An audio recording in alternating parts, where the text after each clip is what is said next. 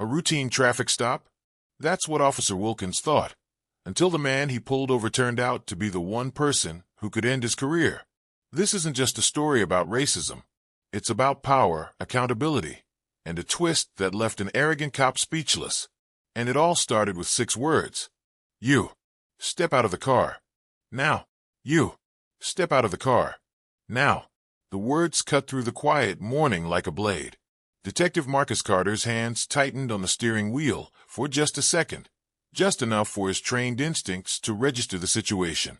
Red and blue lights flashed in his rearview mirror, bouncing off the smooth black paint of his luxury sedan. The soft hum of the engine faded as he eased the car onto the shoulder. It was supposed to be a simple drive to work. The sky was a pale blue, the streets calm, and his mind was already on the briefing he'd have with his team later that morning.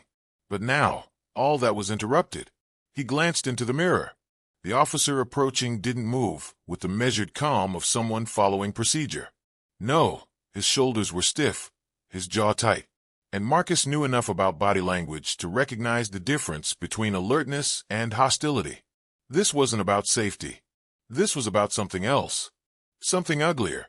Marcus rolled down his window slowly, keeping both hands visible on the steering wheel. His voice was calm, professional. Is there a problem, officer? The man stopped just shy of the driver's side door. His name tag read H. Wilkins, a name Marcus didn't recognize from his years on the force. Wilkins didn't answer the question right away. His gaze scanned the car from hood to trunk, then back to Marcus, his eyes narrowing like he was looking at something he didn't think belonged. License and registration, Wilkins finally said. His voice was sharp, clipped. And keep your hands where I can see them. Marcus nodded once, moving slowly. He'd been in law enforcement long enough to know the safest way to reach for documents, one deliberate motion at a time. He retrieved his wallet from his inside jacket pocket, then reached into the glove compartment for his registration, careful to keep his movements visible. As he handed over the documents, Marcus studied the officer's expression. There was no glance at the paperwork, no routine check of the information. Instead, Wilkins' hand hovered near his holster, a subtle but unmistakable sign of mistrust, or perhaps aggression. Marcus didn't need to ask what this stop was about. He'd dealt with this kind of thing before, not often, but enough to recognize the pattern. It wasn't speeding. It wasn't a broken taillight. It wasn't a routine traffic stop. It was because Marcus was a black man in an expensive car. In his career, he'd heard stories from friends, family, even fellow officers who had been pulled over not for what they did, but for who they were, or what they looked like. It was the kind of bias that didn't vanish just because someone wore a badge. And now, standing outside his car window, Officer H. Wilkins was proving that point in real time. Marcus kept his voice even, controlled. Here's my license and registration, officer. Wilkins took them without thanks, still eyeing Marcus like a puzzle piece that didn't fit. And Marcus knew this was just the beginning. Wilkins held Marcus' documents loosely, glancing at them as if they were just scraps of paper. He didn't bother to actually read the clean driving record printed in plain black ink. Instead, he smirked, a smug, almost mocking curl of the lips that told Marcus exactly what was coming next. So, Wilkins drawled, leaning ever so slightly toward the open window. What's a guy like you doing in this neighborhood? These streets aren't exactly your kind of place. Marcus didn't flinch. He'd dealt with worse during his years on the job, and he knew the trap this kind of question set. If he reacted emotionally, it would only feed whatever game Wilkins was playing. Calmly, he replied, I'm heading to work. Wilkins cocked his head, eyes narrowing in mock curiosity. And what kind of work is that? You a rapper? Athlete? Drug dealer? The jab was deliberate, calculated to demean. It was the kind of casual prejudice that dressed itself up as a joke, but carried the weight of a judgment. Marcus felt the sting, of course. He wasn't made of stone. But 20 years in law enforcement had taught him the value of control over his words, his tone, his body language. So he simply said evenly, I'm in law enforcement too. That made Wilkins laugh, short, sharp, and dripping with disbelief. Sure you are. And I'm the president. Step out of the vehicle. Marcus studied him for a moment, There was no legal basis for the order, but refusing could escalate the situation. And right now, escalation meant danger, not just to him, but to everyone involved. So, without a word, Marcus opened the door and stepped out. The air was cool, the sun just cresting over the rooftops, but the tension in the moment made it feel heavier. As Marcus stood by the roadside, he noticed movement in the distance, another patrol car slowing to a stop just behind Wilkins' vehicle. The familiar squeak of brakes was followed by the low thud of 2 more doors opening. 2 additional officers stepped out, both resting their hands casually, but deliberately, on their belts. Their eyes swept over Marcus in a way that wasn't about safety or procedure. It was more like they were sizing him up, waiting for him to make a wrong move. Wilkins glanced back at them, a silent signal passing between the 3 men. Marcus caught it. It wasn't coordination for safety. It was coordination for intimidation. The shift was unmistakable. This was no longer about a traffic stop, if it ever had been. This was a show of dominance. A statement. Marcus' jaw tightened ever so slightly. Years of training kept his voice calm, but inside, he was already cataloging every detail. The tone of Wilkins' voice, the smirk, the baseless questions, the arrival of backup. He knew exactly what was happening here. And while part of him wanted to shut this down immediately by revealing his badge, another part of him, the part that understood justice on a deeper level, knew that patience would make the truth hit harder when it finally came out. This wasn't just an inconvenience anymore. This was a line being crossed, and Marcus was going to make sure there were consequences. Wilkins didn't even glance at Marcus again before moving toward the car. He circled it slowly, eyes scanning every inch as if he were hunting for something. Anything that could justify this stop. Then he leaned toward the driver's side door, hand resting on the handle. "Mind if I take a look inside?" he asked, but his tone made it clear he wasn't actually asking. It was a statement wrapped in the flimsiest pretense of a question. "That won't be necessary," Marcus replied, his voice firm but calm. That was when Wilkins' smirk dissolved into something harder, a thin-lipped glare that carried more hostility than any shouted words could. "When you've got nothing to hide," he said slowly, "you've got nothing to worry about. Unless you do have something to hide." Marcus met his stare without blinking. "And when you have no legal reason to search, you don't." The air seemed to shift, heavier now. A second officer, one of the backups, approached from behind, leaning close to Wilkins' ear.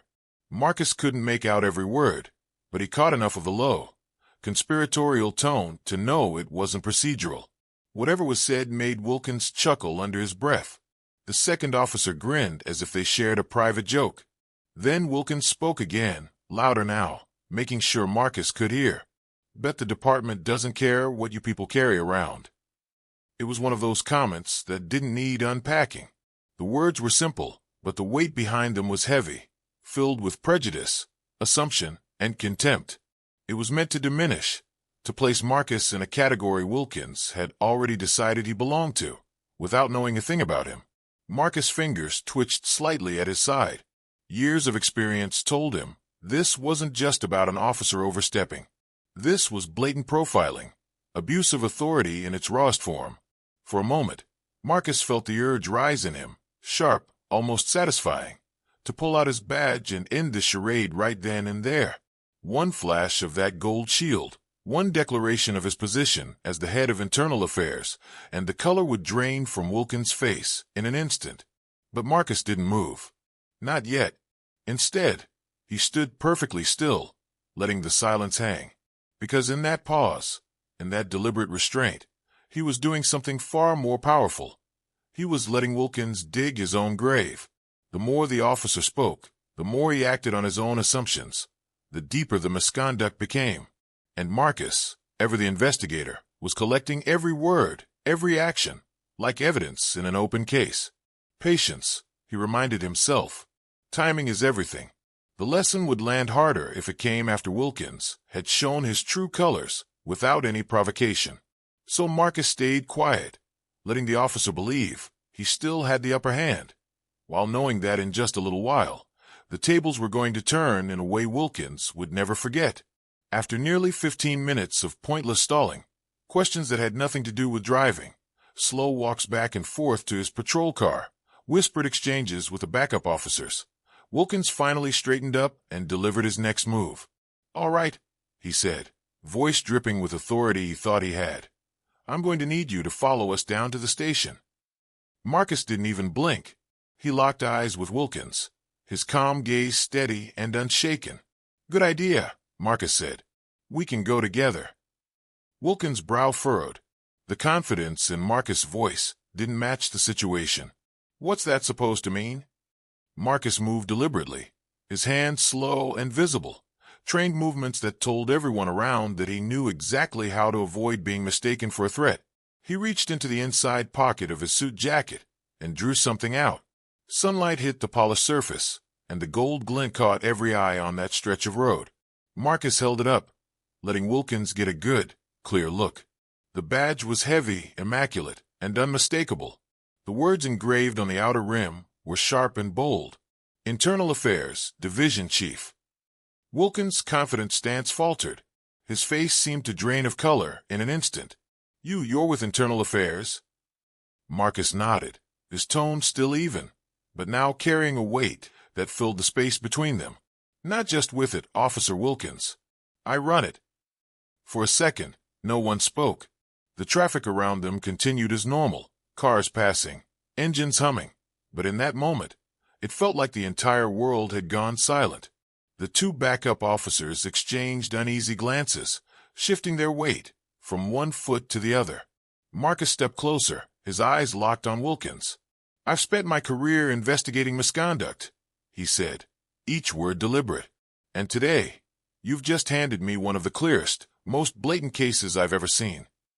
Wilkins opened his mouth, scrambling for damage control. "Sir, I didn't mean."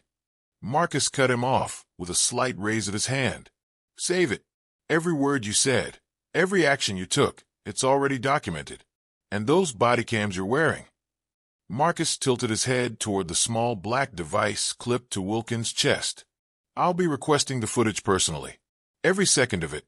We'll see exactly how you treated me from the moment you pulled me over."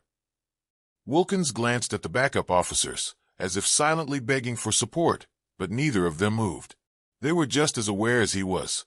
This was no longer a routine stop. This was a career-ending moment playing out in real time. Marcus stepped back, tucking his badge away.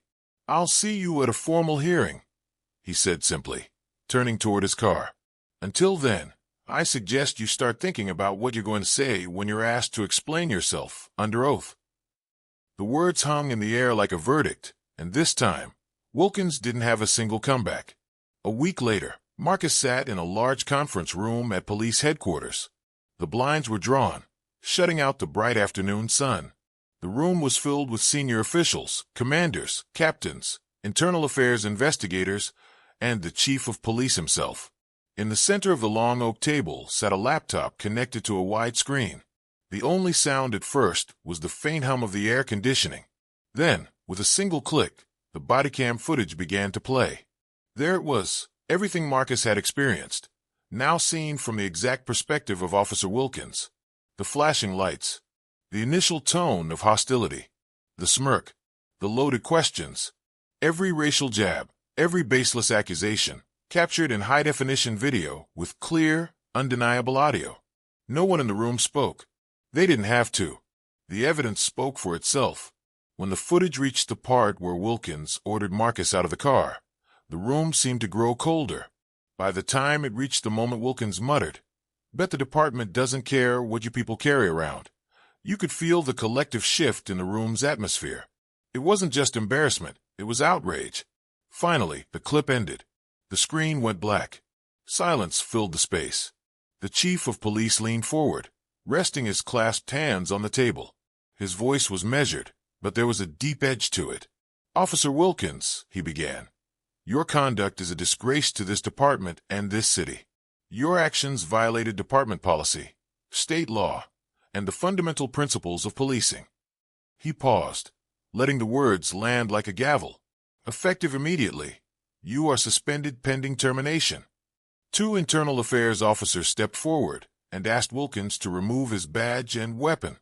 His hands trembled as he complied, setting them on the table without a word. He didn't make eye contact with anyone, not Marcus, not the chief, as he was led out of the room. The sound of the door closing behind him felt like the closing of a chapter. After the meeting ended, Marcus gathered his files and was preparing to leave when a voice called from behind him. "Sir." Marcus turned to see a young officer, probably no older than 25, standing a bit nervously near the doorway. "I just wanted to say thank you," the young man said, sincerity in his tone. "People like him give the rest of us a bad name. You stood up for what's right, and I want to be that kind of officer." Marcus gave a faint smile. "Justice isn't just about catching criminals," he said. "It's about holding everyone, accountable, no matter the badge they wear." The young officer nodded firmly, as if committing the words to memory. Word of the incident spread quickly through the department. It became more than just another internal affairs case. It became a cautionary tale, a reminder that power without integrity was dangerous, and prejudice had no place in law enforcement. For Marcus, it was another victory in his lifelong mission, making sure the law protected everyone equally. And as he walked out of the building into the crisp afternoon air, he knew that as long as he wore his badge, he would keep fighting to make sure it stayed that way. And that's why no one, no matter the badge they wear, is above the law. If you believe justice should be equal for everyone, hit that like button, subscribe for more real-life stories with powerful twists, and turn on notifications so you never miss the next one. Your support helps us share more stories that matter.